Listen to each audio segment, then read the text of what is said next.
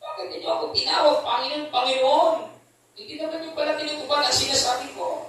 Sabi sa aklat ng Law 6:46, sumalinaw. Kaya, kung nakikinig tayo, kung tumatawag tayo sa Kanya, kung nagpupuri tayo sa Kanya, gawin na po natin ang sinasabi niya. Sundin na po natin ang sinasabi niya. Huwag na natin baliin ang sinabi niya at susundin natin ang ating katwiran at ang ating salita. May mga Kristiyano kasi ganun No? May tinuturo na mamungo sa salita ng Diyos, wala pa rin Hindi pa rin namungo sa salita ng Diyos, sa salita pa rin ng tao. Ano mangyayari sa atin? Sabi niya, dinadaya ninyo sarili. Kasi, kaibigan, walang makikita na pag-unlad, paglago, paglawak sa ating relasyon sa Panginoon, sa ating spiritual na buhay. Diba? Kaya maraming Kristiyano marupok, matumpuhin, madaling magtampo, madaling mabaslay, maraming magina, kasi wala kapangyarihan ng tao na yan. Kasi ang kanyang napapakinggan, hindi ginagawa. Kaya madaling magtampo, mapagsabihan lang. na hindi maganda, dinidin na. Na ang ating tinuturo dito, kung mapapakinggan mo na hindi maganda, huwag mong pulutin yung basura yan. Isa sa mga bagay na proseso yan. At yung mapagtagumpayan. Diba? Proseso kasi yan, mga kaibigan. Kaya kung may proseso, ano talagang tatanggalin sa buhay ng tao? Kung may talagang idadagdag sa buhay ng tao, proseso eh. Diba? Pag nagluto ka ng pagkain, siyempre, marami kang idagdag doon, mayroon kang babawas. Nagluluto ka ngayon ng isda. O anong bawasan mo doon? Siyempre, tagal mo na naman doon. May ibabawas ka. Anong idadagdag mo doon? Yung mga lamas para sasarap yung pagkain. Ganun din sa atin, i-process tayo kaibigan. Para maging deserving sa ating Panginoon. Karapat-dapat mo tayo sa kanyang paningin.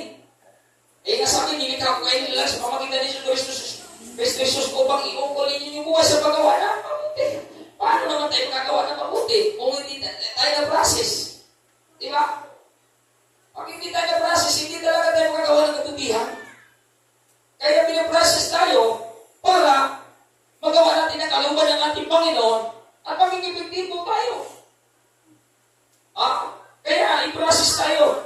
At dahil pinaprocess tayo, yung ating napapakinggan, gawin natin. Gusto natin. Kung gusto natin, kasi sabi ko sa iyo, may kalayaan po tayo. May kalayaan pong tao. Kaya kung gusto natin, yung ating napapakinggan, gawin talaga natin upang hindi natin malaya ang ating sarili. Kasi pag nadaya ang ating sarili, at tumatagal na natin sa GKHS, ang resulta, natin. Wala nangyayari. Di ba? Pag wala nangyayari, ang delikado, itatapon ngayon eh. Ang sanga na hindi namumunga, ay itatapon. Kung sinabi kasi wala nangyayari, kahit kung galing natin, hindi pa rin mabago. Di ba? At yung pagkatao natin, dati at noon, wala pa rin pagkakaiba. Same pa rin. Sabihin, wala talagang magandang katangian na nakita. Bilang bunga sa mga Kristiyano, ay sabi mo putulin ka. Hindi kakat ka talaga, kaya magulat ka na lang, kung araw, bakit mo wala naman. Di ba? Kasi, may problema tayo. Kasi kung wala tayong problema, manatili ka hanggang wakas talaga. Bakit yung iba, hindi na natili hanggang wakas? Hindi problema ng salita ng Diyos. Hindi problema ng Diyos. Hindi problema ng leader mo. Hindi tayo mismo may problema. Dahil yung tinuturo natin sa atin, hindi natin talaga ginagawa. Dinadaya ba natin ating sarili? Kaya mag-reflect din sa atin. Hindi natin yan. Pero pag yung ating napapakinggan, ginagawa natin, magagawin kasi ang Diyos sa buhay. Wala pa nga natin ang ating Panginoon. Kasi pag ginagawa natin ang ating napapakinggan, kuwang-kuwang ang Diyos yan. At natutuwa siya, ay gagawin siya sa'yo. Patalagin ka, patibayin ka. Gawin kang isang magandang halimbawa. Sapagkat ang napakinggan mo, ginagawa mo. Sino bang hindi matutuwa? Siyempre siya. Kasi masunurin tayo sa ating napapakinggan. Sabi ka rito verse 23. Sapagkat ang nakikinig ng salita, ngunit hindi sumusunod dito. Tulad ng isang taong tumingin sa salamin. Pagkatapos makita sa sarili, umalis at kinalimutan ang kanyang ayos. Ganun pala. Diba? Yung mga taong nagiging salita ng Diyos, ngunit hindi naman pala ginagawa, nadaya na sila. Katulad sa isang tao na nanalamin. Kapag alis sa salamin, nakakalimutan niya. Pala yun. Nakakalimutan mo kaagad. Ibig sabihin mga kaibigan, kung tayo na nasipa, pero yung napapakinggan mo naman, hindi natin yung sa puso. Bakit? Dahil minsan yung isang Kristiyano, physically present, but mentally absent. Kaya, ako mo sa bahay, naglupaybay ka pa rin. Pagdating sa bahay, magulo pa rin ang buhay mo. Pagdating sa bahay, hindi ka pa rin naintindihan sa mga tao na kapaligid sa'yo. parating sa bahay, inaaway ka, pinagsabihan ka, sinasagot mo sila. Ibig sabihin, yung ating napapakinggan, hindi natin na-apply. Dinadayan natin sarili mo. Lalo na pag galing sa simbahan, at pag-uwi natin na sermonan, at tapos kinalaban natin sila, patayan natin magsimba. Yung ating napapakinggan, hindi natin na-apply. Kamo? Malulungkot ang Panginoon dyan. Diba? Dinadaya natin sarili. Bakit dinadaya? Kasi, hindi natin na-apply yung ating napapalala. Kasi mga kaibigan ng away, hindi tayo pwede kumilos yan eh. Lalo na pag visible ka lagi sa karya ng ating Panginoon. Hindi ko ba napapasin niya? Yung ikaw ay nilutin, grahating labanan eh. Kayo kanan, harap dito, ang dami! Bakit? Bakit ang dami ng laban? Hindi ikaw ang target ng away. Para bumagsak ka, para humina ka, para ikaw ay badaya at hindi kasunod sa kalooban ng Panginoon. Ikaw ang totoo, ikaw na nakikinig, ikaw na nasabuhay ng salita, hindi ka pwedeng maloko ng Panginoon. Palapakan natin ang ating Panginoon. Ano ka maluko? Yung mga pinakinggan mo, isinasabuhay mo lagi. Sinabuhay mo yung Matthew 6:33, nilalangaran mo talaga lagi. Isinasabuhay mo ang Heaven 13 verse 16. Grabe, ginawa mo lagi. Isinasabuhay mo yung Philippos chapter 4 verse 13. Grabe. Saan iksinakaway? Wala. Sinabuhay mo eh. Ginagawa mo eh. Kaya lagi kang malakas. Lagi kang masigla. In terms of spiritual life. Hindi mo ka-iksinakaway. Pero kung hindi natin sinagawa, hindi tinutulos sa atin, para tayong sa tao na nalamin, pag-alis, hindi, nakalimutan mo na kung anong mukha ka. Grabe, nakalimutan agad. Ganun pala. Grabe, sayang. Diba? Sayang yung ating pinag-aaralan, inatake tayo sa labas, nakalimutan agad natin yung sandata natin na ang dapat ating gamitin. Talo tayo kaibigan. Kaya napaka-importante yung ating napapakinggan. Hindi papasok sa kanan at lalabas sa kaliwa na tayo na. Dapat papasok sa puso. Upang sa ganon, magiging tabak mo ito. Palapakan natin ang ating Panginoon. Sa puso natin ipasok, hindi kayo papasok sa kanan at tayo na lalabas sa kaliwa. Walang mangyayari sa atin mga kaibigan. Kaya, huwag nating hayaan na yung ating pakikinig na salita ng Diyos ay mawalang saysay na. Sayang lang yung ating pagpunta dito. Wala palang resulta na maganda sa ating pagkatao. Sayang. Huwag nating sayangin dahil ang salita ng Diyos, tandaan po natin, ay makapangyayari. Pero kanino epektibo lang ito? Sa mga taong totoong gumagawa nito. Kasi yung mga taong gumagawa nito, totoong sumampalataya sa ating Panginoon Kristo. Ang totoong kang sumampalataya sa ating Panginoon Kristo, ikaw ay tatanggap ng mga pabor ng pangako ng ating Panginoon Kristo. Di ba gusto natin yung mga pabor? Yung ating napapakinggan, gawin natin. Di ba? Kasi yun nagagawa ko sa atin eh. Hindi lang natin gawin kung hayahay tayo, kung saganan tayo. Dapat doon natin higit gawin kung walang-wala tayo. Amen. Isa parang walang-wala ka, ginawa mo talaga ang kanyang salita. Doon ang Diyos maghimala sa buhay mo. Doon ang Diyos kikilos at tutulong sa iyo. Kasi wala-wala ka. Ginawa mo pa rin, walang-wala ka, pero ginawa mo pa rin kanyang salita.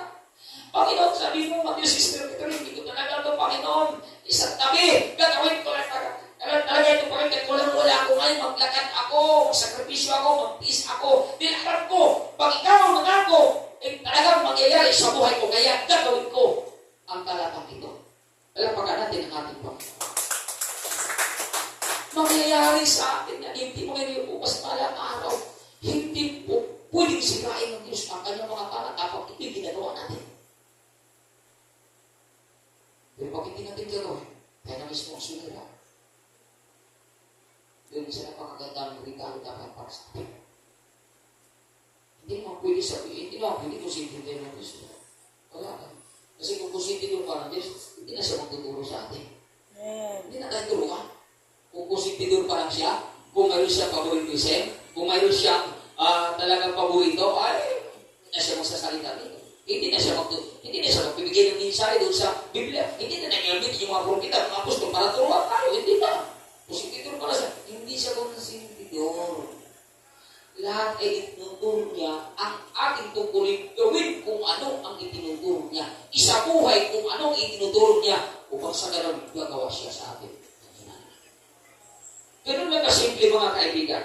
Kaya sabi dito sa verse 25, ang taong nagsalisip at nagpapatuloy sa pagsunod sa kautosang ganap na magpalayas sa tao ay pagpapalain ng Diyos sa lahat ng kanyang gawain. Biruin mo, pagpalain ng Diyos sa lahat ng kanyang gawain. Sino? Yung nagsalisip. Pag sinagin niya salisip ka sa kanyang salita, yung talaga matutunan. Gusto mo talagang isabuhay. Gusto mo talagang isagawa. Kasi gusto mo, nagagawa ang Diyos ay nagsimula, nagsaliksik ka eh. Hindi sabihin nito, paano ko ikukumpay? Ano gagawin ko dito? Sinasaliksik mo yun. At kung tulungan ka naman ng Espiritu, at pag tinulungan ka naman ng Espiritu, malakaran mo ang salita ng ating Panginoon. At pag nilalakaran mo ito, ginagawa mo ito, saka ang Diyos, sabi niya, pagpapalain ko kayo sa lahat ng itong ginagawa. Biruin mo. Pagpalit lahat ng ating ginagawa, nandun ang pagpapala na ipaparanas ng Diyos sa atin. Sabi niya, pagpapalain ng Diyos lahat ng iyong gagawin. Siya ang taong gumagawa at hindi siya katulad na nakinig lamang at pagkatapos ay nakalimot. Kasi hindi tayo katulad ng mga tao nakinig na kakalimot. Hindi tayo katulad doon. Tayo nakinig at nagsalisig at isinasagawa. Kaya sa lahat natin ginagawa, tayo pinagpapala ng Diyos. Kaya natutuwa ang Diyos sa mga tao nakikinig at gumagawa. Kuna natin lagi. Dahil yun ang gusto niya na makita sa ating buhay. May assurance sa Diyos. May katiyakan sa Diyos. Pero sa mundong ito, sa kumpanya mo, sa mahal mo, huwag kang magtiwala dyan. Kasi yung mahal mo, baka bukas pwede kang palitan. Di ba, Marlon? Pero sa Diyos, may katiyakan. Pag ang Diyos nangako na pagpapalain kita, mangyayari yan. Basta gawin mo ang kanyang salita. Gawin mo ang kanyang salita. Kaya ang ating tema, live the word of God. Isa buhay natin ito. Walang sinasabuhay na hindi ginawa ang salita. Gawin natin ito. Dahil, number one, bakit gagawin natin ito? Dahil ang salita ng Diyos ay makapangyarihan. Diba? Bakit ginagawa natin ang salita ng Diyos na kasulat sa Biblia? Dahil ito ay makapangyarihan. Sabi nga sa aklat ng Roma chapter 1 verse 16, hindi ko ikinahiya ang mabuting balita. Sapagkat ito ay kapangyarihan ng Diyos. Malinaw. Ang salita na nakasulat sa Biblia, kapangyarihan pala ng Diyos yan. At dahil kapangyarihan ng Diyos ito, mga kaibigan, pag ginawa mo ito, wow, epektibo ka sa mundo. Diba? Pag ginawa mo ito, magpapala ka sa mundo. Pag ginawa mo ito, maraming natutuwa sa iyo. Pag ginawa mo ito, maraming ma-impress sa iyo. Pag ginawa mo ito, liwanag ka sa daigdig.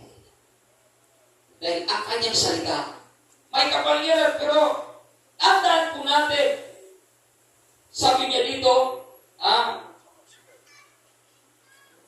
kapangyarihan ng Diyos para sa kaligtasan ng bawat sumampalataya.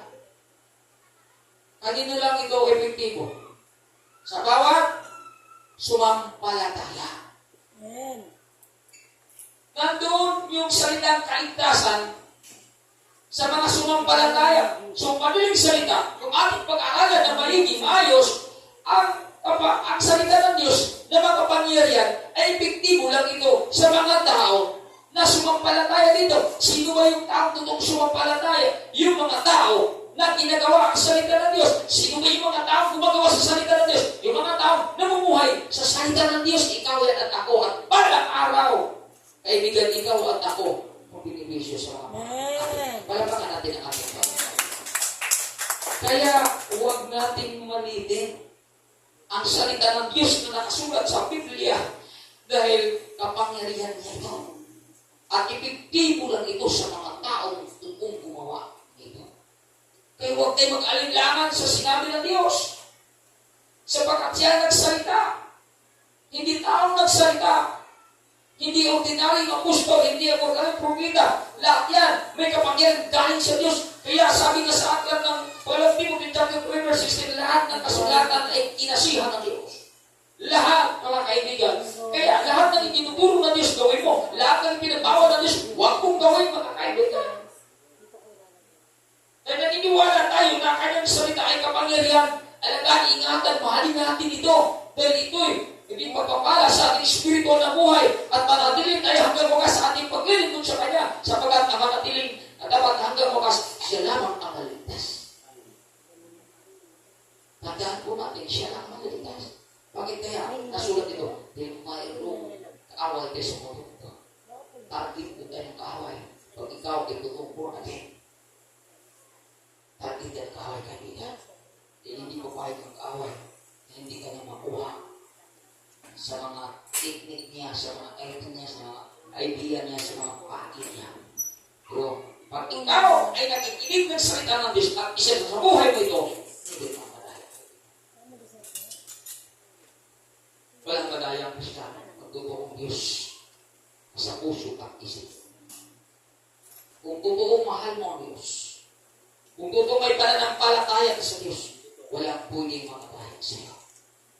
E sa panahon na magdaraya sa iyo, alam kong may sandata ka talata na inatanim sa iyong puso, isip. Pag may dumating na tukso sa iyo, anong pamagitin mo? Lord, nananalangin ako, Panginoon eh. Diba? Sa aklat na Matthew chapter 26, Panginoon, ito po ang lagi kong ginagawa. Bakit pinanggit mong talata niyan? May tinutukso ka ng maganda. Marlon, ayos mo. Diba? Pag tinutukso ka, alam mo na hindi pwede. Alam mo na bawal. Alam mo na nagkasala ka. Papatulan mo ba? Hindi. Pabanggitin mo ang talata na itinuturo sa iyo ng Panginoon bilang sandata upang magtagumpay ka. Amen. Kaya ako naniniwala, mga kaibigan, yung mga tao na babad sa salita ng Diyos, mga tao babad sa presensya ng Diyos, kahit anong tukso na dumating, hindi yan naaakin. Mag-isip ka rin. Hindi lang puso mayroon ka. Mag-isip ka rin. Ang puso, bulok yan. Wala na. Talagang yung puso talaga, mga kaibigan. Kaya maraming bumagsak. Dahil saan tinitira sa puso? Ay yung puso, walang balot, walang takip, walang shelter. Nagsalita ng Diyos. Nako, pag tinitira ni Cupido, takos sa laman, tumama sa puso, kaya anong nangyari sa kanya? Nalula, bumagsak, naakit na daya ng lupay-pay na wala sa pagsunod sa malupa ng Panginoon.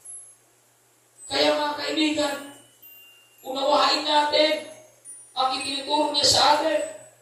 Kaya sabi ko nga, ang kanyang salita na makapangyarihan, epektibo lang ito sa mga taong totoo na sumampalataya. At sabi ko ito, sino bang tutong sumampalataya? Yung mga taong gumawa nito.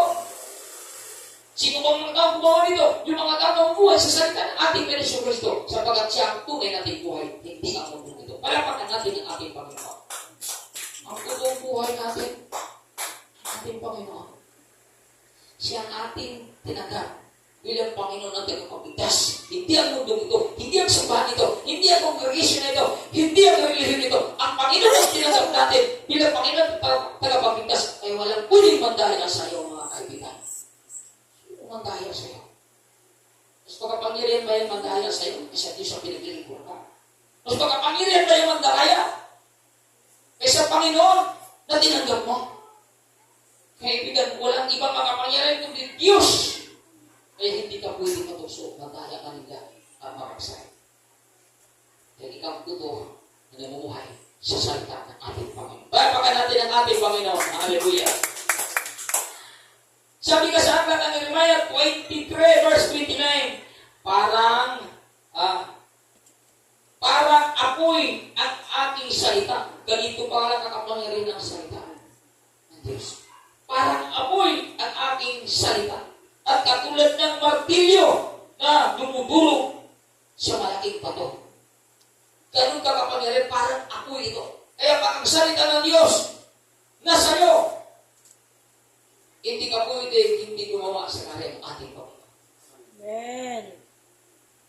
Dahil ulitin ka nito. Dahil parang apoy ito na sumisiklab sa iyong puso. At pag hindi mo ito ginagawa, kung anong binteng ng salita ng Diyos, parang ang natalo ng milyon sa buhay. Kinukonsensya ka sa sarili mong kaluluwa. Minumulpo ka sa sarili mong kaluluwa. Pag ang salita ng Diyos ay nag-aapoy sa iyo. Amen. Ganun ka kapangyarihan ang salita ng Diyos, mga kaibigan. Kaya, ang kanyang salita, pag nasa iyo yan, matapang ka talaga. Yes. Matapang ka humayo. Matapang ka mag-street preaching. Matapang ka mag-Bible study. Wala kang kinatatakutan. Dahil ang salita ng Diyos na sa iyo nananahan na may kapangyarihan. Palapakan natin ang ating Panginoon. Yes. Ganun po ang impact ng salita ng Diyos. Hindi kasi ito ordinary yung salita. May kapangyarihan ito ng Diyos, mga kaibigan. Kaya maraming mga tao kahit hirap na, kahit walang-wala na, pero bakit masaya ba sila? Dahil buhay sa kanila puso isipan ang salita ng Panginoon na makapangyarihan. Hindi nag-alala, hindi nag-alisa, dahil sa salita ng Diyos na sa kanilang buhay. Ganun ka kapangyarihan ang salita ng Diyos. Ang maranasan ng bawat isa sa atin ito upang hindi tayo mamalisa. Upang hindi tayo stress, hindi tayo, mga kaibigan, anxiety, ma-distress, iba-distress na napamalisa ng ako ba? Amen. Okay. Dahil nakakita ka ng gulayat sa kanyang buhay. Na sa tingin niya, hindi sa kanya pinipiling ko na napakaliit na nagkakamali ka. Kung tayo maliit, ang Diyos natin napakalaki. Makapangyarihan sa lahat.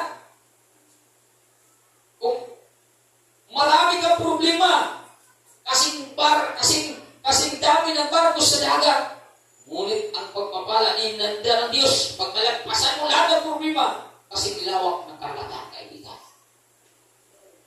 Kaya, laban lang mga minamahal. Dahil ang salita ng Diyos, may kapangyarihan na sumasayo. Huwag nating malitin ang salita ng Diyos. Huwag natin baliwalain ito na parang salita lamang na nakasulat sa dictionary. Parang salita lamang na nakasulat sa pagitbo. Parang salita lamang na nakasulat sa diaryo. Ibahin natin ang salita ng Diyos. May taglay itong kapangyarihan at pag-ipipti mo sa buhay mo ito pag ito yung pinaniniwalaan, kaibigan. Ipipti mo ito, mga kaibigan. Kaya kung bakit sa kanyang buhay, lagi mong ginawa ang kanyang salita. Sir preaching, hayo, Bible study. Dahil naniniwala ako sa salita ng Diyos na makapangyarihan. Naniniwala ako na ang salita ng Diyos ay nagbibigay sa akin ng kaginawan, kagalakan sa aking espiritual na buhay. Kahit ang isa, kahit walang tumutulong, pero nandun pa rin yung excited, nandun pa rin kagalakan, naroon pa rin kaginawan sa aking espiritual na buhay, dahil ang salita ng Diyos na sa aking puso't isipan na nanahan, at ito'y nagbibigay sa akin ng kagalakan. Napakahalaga ang salita ng Diyos sa buhay mo at sa buhay ko na dapat talaga ito naka-impact sa atin. Sige ko sinabi ko sa isang data ito, kaibigan.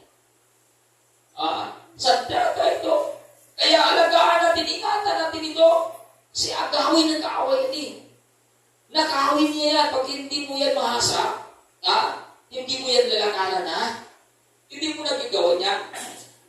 Hindi mo na iningatan, hindi mo na dinidiligan. Nakita ng kaaway yun. Magulat ka, bakit nawala na sa akin ng ganitong klase talaga? Hindi mo nabantayan. Kaya nga lagi tayong tinuturuan araw-gabi. Huwag niyong kalitan araw-gabi, basahin ng mga kwenta yun. Tinuruan na tayo bago mangyari mga bagay na hindi maganda sa ating buhay. Nandun na yung tinuturo sa atin ng Diyos. Para sa ganun, hindi tayo mataya ng kaaway. Pero kung tamad tayo sa salita ng Diyos, mas masipag tayo sa salita ng cellphone. dito, rayon doon. Tiktok, dito. Tungkulan ng away.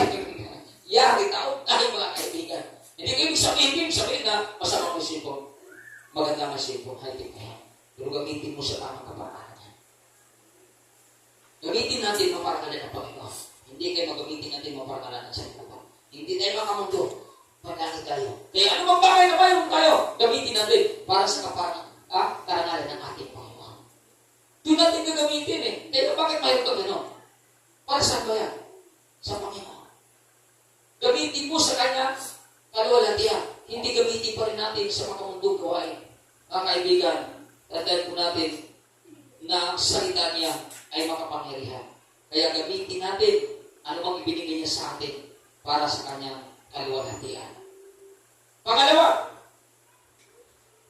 bakit mamuhay tayo na salita ng Diyos? Sabi ka dito, read the Word of God.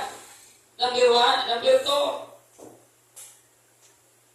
because life is nothing without the Word of God. Walang saysay ang buhay. Walang kwenta ang buhay kung walang salita ng Diyos. Amen. Bakit mga kaibigan?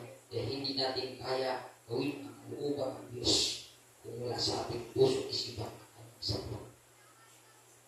Kaya kung bakit maraming Kristiyano hindi pinahalagahan na napakasimpleng buhay. Dahil minsan wala sa puso isipan ng Kristo. Tandaan po natin, sabi ko kanina, ang salita ng Diyos ay makapangyarihan ito. Noon pa, nararamdaman ko na talaga dahil pinangungot ako nung hindi ako nakapanalangin. Yung po yan mga kaibigan. Kaya mula noon, talagang parang nakupya ako noon. Inising din ako ni Pastor ako. Nagpamungot ka na. Pero kung nag-away kasi kami noon, hindi ko makalimutin nag-away. Isa ipo pa ako, nag-away ka. Karagay po talaga. Eh, so kaya nakatulog na lang ako. Hindi niya pala ako nakapanalangin. Pinangungot ko, inising din niya ako. Bakit Lord, ano yan? Tungkol ko. Hindi pala ako nakapanalangin. At nung nanalangin na ako. Tsaka ako nanalangin, nagising na ako. Mula noon, hindi ko na. Hindi na ako nag-absent sa kanila. Kahit mayroon kaming out-of down, kaming, kasi ang lagi ko napunta pag nalabas kami sa Mindoro lang. Ano pa rin ko, nananalangin talaga. Dahil makapangyarihan ang salita ng Diyos na sumasayo. Kapag nasayo yan, at dahil makapangyarihan yan, pag nag-collapse ka, sa kanyang talata na sa'yo, hindi sinigyan yan. Hindi mo yan. May mga panahon, pag hindi ko magawa, kaluban ng Diyos, grabe, nanaginip ako ng pagsama. Dahil minsan umiyak na lang ako, Lord, patawarin mo ako. Inisip ako ng masama pag hindi ko magawa ang kanyang salita. Kaya doon ko ma-identify sa sarili ko na buhay ang talata sa akin. Kasi once na hindi ko magawa, mayroon na panaginip na masama. Kaya, pilit kong gawin. Mahirap, pagod po yan. Pero once may pangusap ang kanyang salita, hindi mo pwede maluwagin. Kasi tayo lang din ang masasaktan. Ganun kapangyarihan ang salita. Kaya napaka-importante na ang salita ng Diyos na sa atin. Naka-impact ito sa ating puso at isipan kasi without the Word of God, life is nothing. Kung wala ang salita ng Diyos sa atin, wala ito. Kasi sabihin mo sabihin, hindi talaga natin kaya gawin ang kaluban ng Diyos kung wala sa ating puso at isipan ang kanyang salita. Ang kanyang salita lang kasi na makapangyarihan na siya nagbibigay sa atin kapangyarihan upang may sigawan natin ang kanyang kaluban. Kasi kung ating sarili, ang ating suti para suti ng kanyang kaluban, hindi tayo magtatagal, mag-iwalay talaga tayo. Dahil ang ating katawan, ang ating laman, walang kakayahan niya para suti ang kaluban ng ating Panginoon. Ngunit kung nasa ating puso at isipan, nasa ating katawan ang kanyang salita, yung kanyang salita na nasa ating katawan na siya magtulak para mayroon tayong kapangyarihan pagawin ang kaluban ng ating Panginoon. Kaya, tayo ay sumunod na tuloy-tuloy. Tayo ay sumunod na hindi nagbabago. Bakit? Dahil sa kapangyarihan na salita ng Diyos na sumasakin. Kaya nasabi nga sa talatang ito, ang Espiritu ang nagbibigay buhay. hindi ito magagawa ng laman. Ang mga salitang sinabi ko sa inyo ay espiritu. Sabi dito ng Panginoon, ang mga salita na sinabi ko sa inyo ay espiritu. Ang kanyang salita ay espiritu. Ang kaibigan, kaya nga sabi dito, sa talatang ito, na malinaw, hindi ito magagawa ng laman. Di ba? Hindi talaga magagawa ng laman. Ang pagsunod natin sa kalooban ng ating Panginoon, kung wala sa ating buhay, ang kanyang salita. Kaya bakit maraming tao na hindi nakapagpatuloy, hindi nagtagumpay dahil ang salita ng Diyos wala sa kanyang buhay. Pwede tayong lumangas, pwede tayong sumigla, pwede tayong tumibay, pero may limitasyon yan. Pero pag ang salita ng Diyos na sa iyo, unlimited power na meron ka. Ibig sabihin, sa hirap at ginawa, bumagsak, dumapa ka man, madapa ka man, babangon ka pa rin at maglilingkod ka pa rin sa Kanya. Bakit ang salita ng Diyos nasa iyong buhay? Palapakan natin ang ating Panginoon. Kasi malinaw dito mga kaibigan, nang sabi dito, ang mga salita sinabi ko sa inyo ay espiritu at ito ang nagbibigay buhay sa inyo. O sino ba nagbibigay sa buhay natin? Salita. Kaya itong salita na ito, pag nasa atin ito, yan ang gumagawa para sa kalooban ng ating Panginoon Kristo. Kaya kung mayroon tayo nagawa na kabutihan, ay magpasalamat tayo sa ating Panginoon. Dahil hindi dahil sa atin ito, kundi dahil sa salita na sa atin nanahan. Kaya nagkakaroon tayo ng kasalong para gawin ang kanyang kalooban. Kaya wala tayong punigin papalagi sa ating sarili. Kasi ang Diyos na pala ang gumagawa sa atin, dahil buhat sa ating puso isipan ng kanyang salita. Ito ang dahilan. Kaya nagawa natin ang kanyang kalooban, hindi tayo ang may dahilan. Siya po. Tinanggap na natin ang Panginoon at nasa ating puso isipan ang kanyang salita. At dahil dito na may taglay na kapangyarihan, kaya patuloy pinisagawa ang kanyang kalooban. Kaya wala tayong kundi ipagmalaki sa ating sarili. Kung pinagpapala ka dahil sa pagkasunod mo sa kalooban ng Diyos, sinupurin mo siya. Kung pinagtagumpay ka dahil sinusunod mo ang kalooban ng Diyos, sinupurin mo siya. Lahat na mayroon ka, wala kayo magpuring panalan kundi ang ating Panginoon dahil siya ang gumagawa niya para sa iyo. Kaya excited, kaya ay malakas, kaya ay ganado dahil sa salita ng Diyos na buhay sa iyong puso. Palapakan natin ang ating Panginoon. Ganun po, mga kaibigan, kabuti ang salita ng Diyos. Kaya, malapit na po tayo. Sa number 3 na po tayo, pahuli na po tayo. Live the Word of God because we should give to God at the appointed time. Magbibigay daw tayo ng sulit sa Diyos sa tamang panahon. Mamuhay tayo ayon sa salita ng Diyos. Kasi magbibigay daw tayo ng sulit sa Diyos pagdating ng tamang panahon. Magbibigay sulit po tayo sa Diyos. Patay sa ating ginagawa.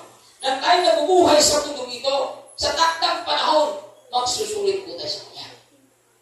Kung ano ang ating ginagawa nang tayo nabubuhay sa mundong ito, sa takdang panahon, naharap tayo sa Kanya, nagbatay sa ating ginagawa, yan ang ating tatanggapin sa atin. Kaya, mamuhay talaga tayo ay sa salita ng Diyos.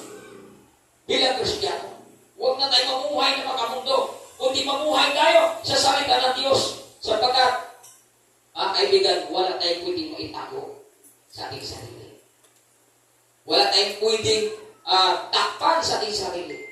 Lahat, lantad at hayag sa Diyos. Bakit ang kanyang salita ay makapanarihan na suwa sa atin. Kahit saan tayo magtago, kahit sa ilalim ka pa ng lupa, alam mo siya. Dahil makapangyarihan ang kanyang salita na sa iyo. Kaya ang gawin natin, mamuhay na tayo ayon sa salita ng Panginoon. Hindi na mamuhay tayo ayon sa salita ng mundo ito. Ayon sa kaparaanan ng mundo ito. Ayon sa diskarte ng mundo ito. Mamuhay tayo ayon sa salita ng ating Diyos. Hindi tayo pwedeng ma-disalign doon sa salita ng Panginoon. Kailangan naka-align tayo. Minsan, may mga Kristyano na disalign, pero salamat na sa Diyos. Eh, mayroon pa rin sa mga tao ginamit para ma-align po tayo sa kanyang salita. Para malakaran pa rin natin ang kanyang salita. So, balang araw, mag-isulit tayo sa kanya. Kaya, ngayon pa lang, sulitin na natin ang paglilingkod natin sa kanya. Eh, sabi ko kanina, wala tayong pwedeng maitago sa Diyos.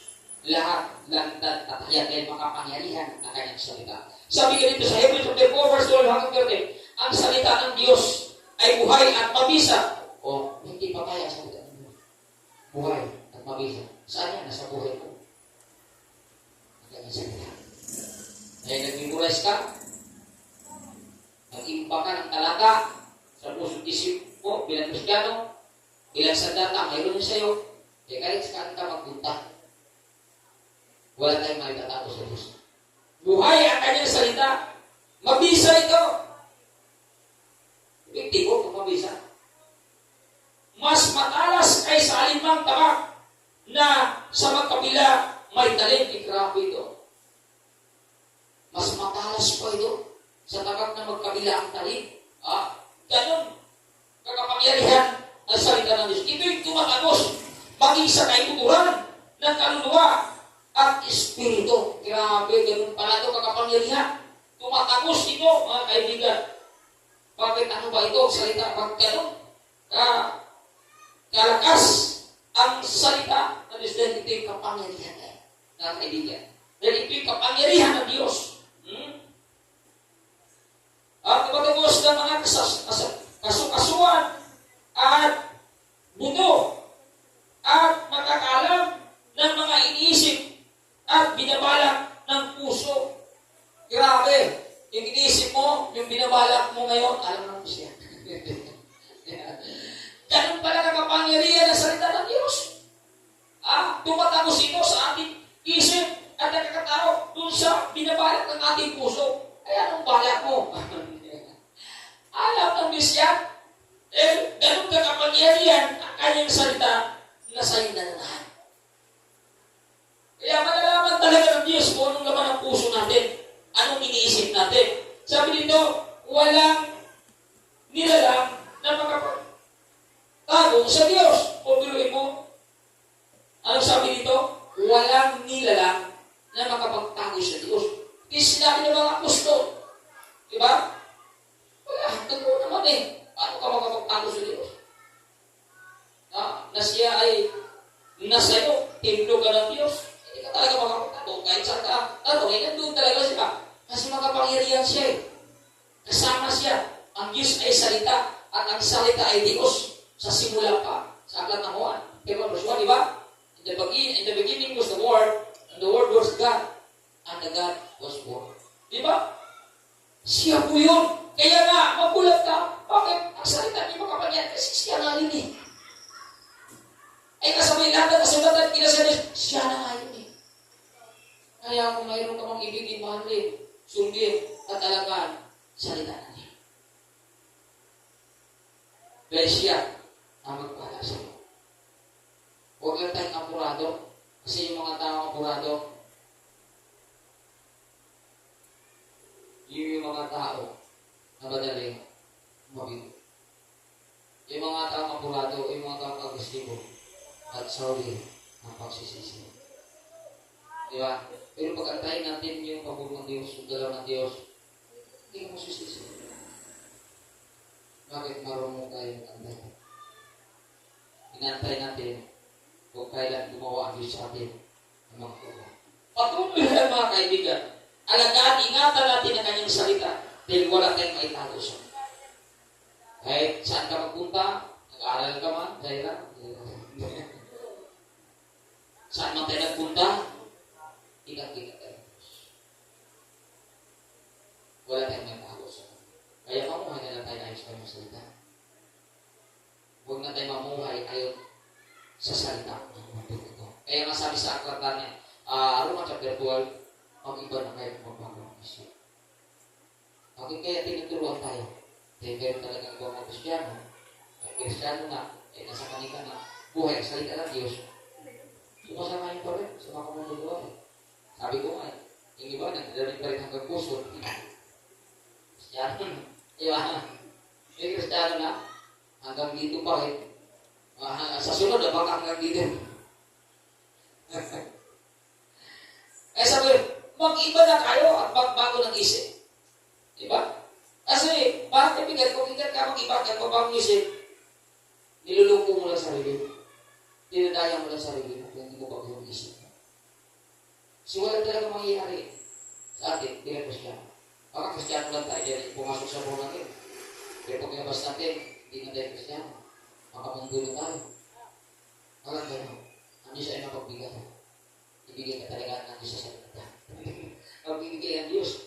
Alam mo, ang Diyos hindi mapagbigay ang Diyos. Hindi niya tayo pinili. Sila nagsigaw, hinahanda ng barindi. Sila bigyan, handa ng barindi. Sa Rizal, hindi lang ng barindi. Si Moses siya nilang barindi. Lahat, pinigay ng kalayaan. May kalayaan ka mo. Sinubigay mo. Eh, pinili kita. Pero nagsawa ka sa akin at ayaw na sumunod. Ganyan ang Diyos mabuti. Malaya. Bigyan din ang kalayaan. Kaya, ganun kabuti ang Diyos. Kung ano kanyang itinuturo, gawin natin. Huwag tayong magsawa. Kasi hindi ba nagsasawa? Ang tao magsasawa kasi nagreklamo na yun. Bakit minsan ang tao nagsasawa at reklamo? Dahil ang kanyang salita, ay ang salita kanya napapakinggan, hindi niya hinahasa. Masain yung kita. Ilagay mo doon sa lagayan sa loob ng isang tao sa buwan. Puro kalawa na, hindi mo na mabukot yan. Masain po natin. Ang salita na itinuturo sa atin dahil makapangyarihan yan. Kaya nga tayo binigyan ng salita, pangyarihan, dahil gamitin natin. Gamitin natin upang makipagtigma sa mundo. Kaya tayo binigyan ng ganun. Kasi, handa tayo para magtagumpay tayo sa mundo ito. Palapakan natin ang ating Panginoon. Kaya sabi din sa verse 13, walang nilalang na makapagtango sa Diyos. Ang lahat ay hayag at lagkad sa kanyang paningin. At sa kanya tayo magsusulit sa ating mga sarili. Sa kanya tayo magsusulit. Pagdating sa takdang panahon. Kanina tayo magsusulit sa mundo ito? Pag natapos tayo? Hindi po. Kanina tayo mag-report sa kumpanya natin, sa teacher natin. Mundo, ikaw hindi po. Pag tabo natin sa mundo dito, mag-report tayo sa Diyos. Kung saan ginagawa natin. Namubuhay ba tayo ayon sa kanyang salita? Namubuhay ba tayo makapangalan? Namubuhay ba tayo ayon sa kanyang utos? O namubuhay pa rin tayo na makapagdong kaparaan? Alam ko na ito tayo namubuhay na ayon sa kaluban ng ating Panginoon. Dahil buhay sa ating puso't isipan ang kanyang salita. At ito ang dahilan. Ito ang dahilan kaya hindi tayo tumigil na magpuri sa kanyang pangalan. Dahil ang kanyang salita, buhay na buhay sa atin. Isa sa buhay natin ito, ginagawa natin ito dahil alam natin sa ating sarili. Pagdating ng takdang panahon, magbigay sulit tayo sa ating Panginoon. Kuha tayo sa ating ginagawa ng tayo buhay sa Panginoon. At alam ko lahat ng mga Kristiyano, hindi tayo aware sa mga itinuturo natin sa atin. At dahil aware tayo, inalagaan at iningatan natin ano man ang itinuturo sa atin. Bakit iningatan at inalagaan natin ito? Dahil isinabuhay natin ito. Dahil ayaw natin palang araw mabigo tayo sa pangako ng ating Kristo. Mahirap, mag-aral ka, mabigo ka rin pala. Diba? Aral ka, hindi ka makagraduate. Napakasakit ito. Dito nag-aaral tayo sa salita ng Diyos. Tapos hindi na tayo makareceive ng reward. May reward ng bawat nag-aaral sa salita ng Diyos. May mga pabor ang Diyos ka. Kaya gawin lang talaga natin ang itinuturo niya sa atin. Ang yung sinasabi sa iyo, parang di nag-aaral tayo ng college sa school nito. Kaya pag-aaral mo talagang tudo-tudo, pag-graduate mo, pwede kang magkakaroon ng award. May honor ka. Katulad ni Aria. Honor sa school. Turuin mo, 97 yung average. Tatlo na lang kulang para mag-100. Grabe. Leader lahat na ilang ano na leader siya doon sa Estonia. Grabe. Kabisi ni Arya. Swerte mga gulang nito. Oh. Bakit? Ginawa ni Arya niya. Alam niya na pagdating ng graduate niya, sigurado mayroon siyang makukuha award. Sigurado yan. Yung average pala, grabe sa akin. Average ko, baliktad kay Arya. Sa akin, 79 eh. Arya, 97. Akin, 79 yung average. Magkapasala. Puro pala ko yung ano ko. Natuwa ko yung grado ko dati. Oh. Pero at least, pumapasal man. Diba? At kaibigan, ulitin natin ito. Bakit ang salita ng Diyos ay sinasabuhay natin? Ginagawa natin din. Alam natin na makapangyarihan ito. At dito talaga tayo pagpapalay sa ating spiritual na buhay. At pag pinagpapala ang spiritual mo, damay ang physical mo dito. Hindi katulad pag physical lang, ang pinagpapala ang spiritual mo, kawawa. Diba? Mas maganda pag spiritual, damay ang physical dito. Pero pag physical lang ang iyong pinagpapala, spiritual wala. Sa puno, sa impyerno. Pahit ka ba ng gano'n? Pinagpapala ka ng material, pinagpapala ka ng mga pag-ibas mundo, sikat ka, kilala ka, bilyonaryo ka. Pero yung kaluluwa mo, impyerno pala punta, papayag ka noon, hindi tayo papayag. Pagkapunta ka sa impyerno, habang buhay mo pagdusaan doon, forever, eternal day. Grabe yun. Habang buhay na pagkawalay mo sa Panginoon, habang buhay na patay ang kaunay mo sa Panginoon, lumalangoy ka doon sa impyerno. Okay lang sana kung pansamantala. Okay lang sana na 50 years ka na dito. Hindi habang buhay. Kung kayo kalugit. Di ba yung natanong yan sa Panginoon, sa sarili niyo? Bakit kalugit na? Pero sa baka pwedeng 100 years na. Saka makaahon na ako. Hindi. Forever. Bakit? Namatay ang Panginoon dahil sa ating kasalan. Inalo siya, inampas, sinugatan, ibig ikaw at ako ang makakaranas doon. Inako niya natin sa kanyang pag-ibig sa baptism. Tapos, hindi mo siya maniwalaan. Tapos, ayaw mo sumampalataya sa kanya. Tapos, ayaw mo siya mahalin. Tapos, ayaw mo siya sundin. Pagkatapos kanyang ibusin. Dahil karapat-dapat, pumunta sa interview yung mga tao, ayaw talaga maniwala siya. Nakakalungkot ang gano'n. Diba? Hindi tayo maniwala sa kanyang salita. Mamuhay pa rin tayo sa salita natin. Hindi natin paniwala ang kanyang salita. Naniniwala pa rin tayo sa idea natin. Kaya delikado tayo. May tinuturo na siya. Nagmamagaling pa rin tayo. May sinasabi na siya. May sinasabi din tayo. Tama na siya. Pero mas matama pa tayo sa salita. Kaya delikado po. Kaya sa buhay natin ang kanyang salita upang tatanggap tayo ng mga pabor na pangako niya. At hindi tayo mapapano ang ating natin. Sa buhay na natin. Dahil ulitin ko ang kanyang salita ay makapangyarihan. Kung naniniwala ka, alagaan, ingatan natin ito sa ating puso na sipan. Balang araw, ikaw mabibisyo. Sana magpatang pangako. Iba kasi yung pangako natin. Iba yung pangako sa mundo nito. Ang pangako ng mundo nito, temporary lang maranasan. Pero ang pangako ng Diyos, eternal lang. Listen. Sabi ko ba sa'yo, anak mo, apo mo, apapuhan mo. Sunod-sunod yan. Pag ngayon ikaw, ang sakripisyo, magtiis, magdusa, para lamang salita ng Diyos makita sa buhay. Gusto kasi ng Diyos na kanyang salita makita sa atin. Gusto natin makita ito sa atin, ipaglaban natin siya. Paglaban natin ang kanyang salita. Sabihin natin, buhay ang salita ng Diyos. Kahit mayroon natin yung pinagdaanan, pero totoo pa ng Diyos. Hindi tayo niya pababayaan. Nandiyan siya. Kung lagi tayo tulungan. Sabagat ang kanyang salita makapangyarihan na sa akin. Palapakan natin ang ating Panginoon. Lahat po tayo ng ngayon kung manalangin sa pagkatapos sa gawain ng ating Panginoon. Maraming salamat, Lord. Sa panibagong mensahe na pinigod sa amin, naniniwala po ang Panginoon na mayroon kami mapulong ng magandang araw nito. Mamuhay kami ay sa salita mo. Ay alam namin, Panginoon, ang mga pangyayari. Hindi ito ordinaryong salita, Panginoon. Ito ay may taglay ng kapangyarihan. Kaya nais namin alagaan ito, Panginoon. Nais namin ingat ito. Nais mo namin diligan namin ito. Nais namin, Lord, na ibigin namin ang salita mo.